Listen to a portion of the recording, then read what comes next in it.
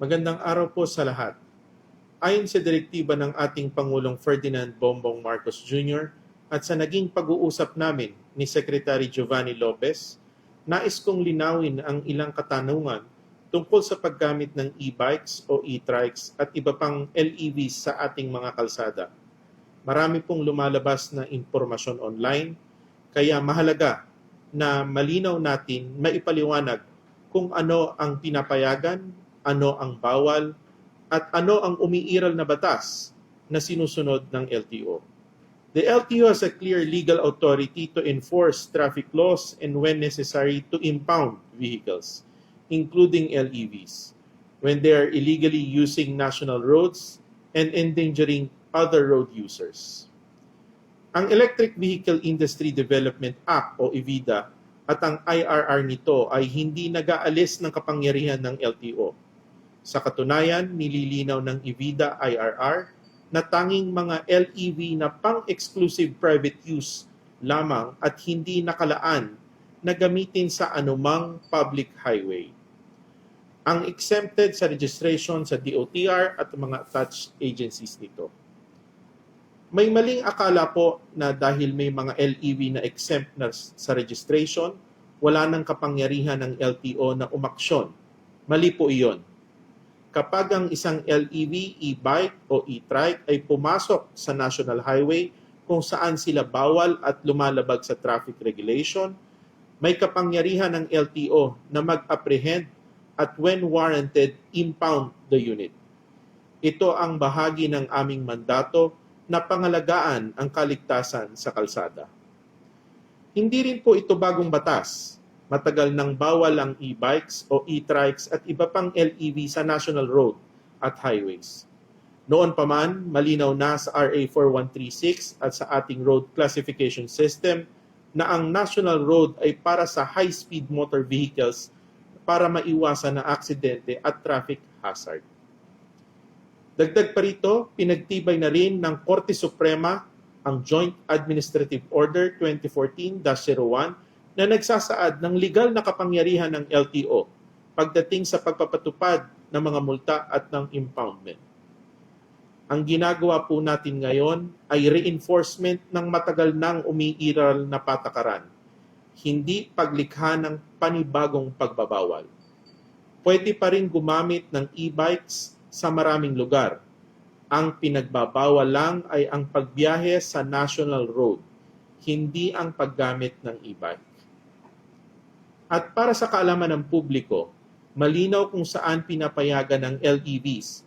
Maaari silang gumamit ng local at secondary road, depende sa ordinansa ng LGU. Maaari silang gumamit ng bike lanes para sa low speed at lightweight LEVs at e-bikes kung pinapayagan ng LGU at akma sa design ng lane. Hindi kasama rito ang high-powered units na parang motorsiklo. Maaari silang gamitin sa loob ng subdivision, private roads at private compound. Bawal bumiyahe ang LEV sa national highway. Pero pwede silang tumawid bilang bahagi ng normal traffic flow. Ang pinagbabawal ay ang pag-cruise o pagbiyahe mismo sa highway, hindi ang pagtawid sa tamang tawiran.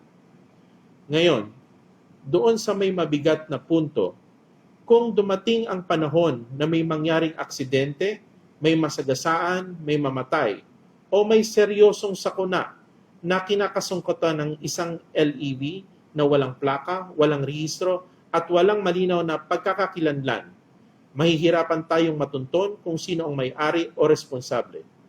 Trabaho ng mambabatas ang magbalangkas ng mas malinaw at mas modernong batas para sa LEVs upang lubusang maprotektahan ang bawat Pilipino.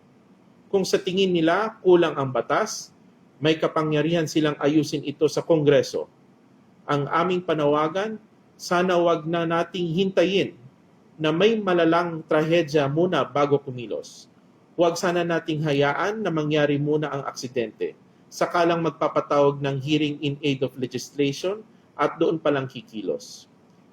Habang wala pang bagong batas, tungkulin ng LTO ipatupad ang umiiral na batas upang masigurong ligtas ang lahat. Maglalabas kami ng guidelines at information campaign para maliwanag kung saan pwede at bawal ang LEVs. At bilang tugon sa mga hinaing ng publiko, nais ko pong linawin, narinig ng ating Pangulong Bongbong Marcos at ni Secretary Giovanni Lopez ang inyong concern. Kaya pansamantalang walang impounding operation habang nagpapatupad muna kami ng malawakang information drive upang bigyan ng sapat na panahon ang lahat na maunawaan at makasunod sa umiiral na regulasyon. Simula December 1, 2025, magiging visible ang ating LTO enforcers and personnel sa mga kalsada para isulong ang information drive at ipaliwanag sa publiko ang tamang paggamit ng LEVs.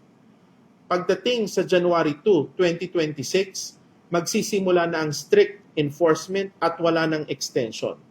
Kasama rito ang apprehension para sa mga lalabag sa pagbabawal sa National Highway. Sa huli, iisa lang ang layunin ng LTO, hindi upang pahirapan ang publiko, kundi upang matiyak na ang ating mga kalsada ay ligtas, maayos at may malinaw na pananagutan ng bawat gumagamit nito. Kasama na ang mga gumagamit ng e-bikes, e-trikes at iba pang LEVs. Maraming salamat po at ingat po tayo sa biyahe.